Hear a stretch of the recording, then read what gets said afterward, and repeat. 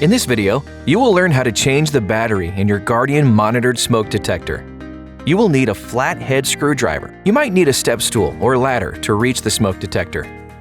Please note that depending on the model, it may look different than the one used for demonstration in this video.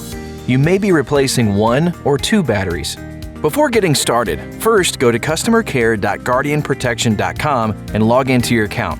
Select System Info on the left-hand side, and then select Test My System. To release the device from the mounting plate, hold the detector in the palm of your hand and gently twist the smoke detector in a counterclockwise motion, approximately a quarter turn.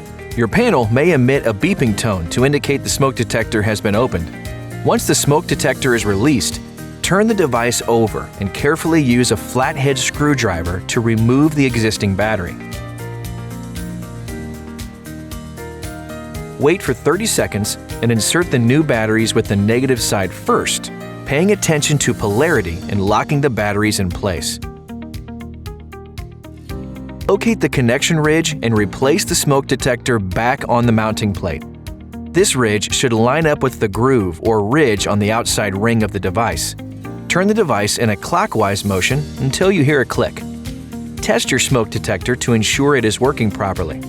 Press the test button for approximately 30 seconds or until the smoke detector beeps.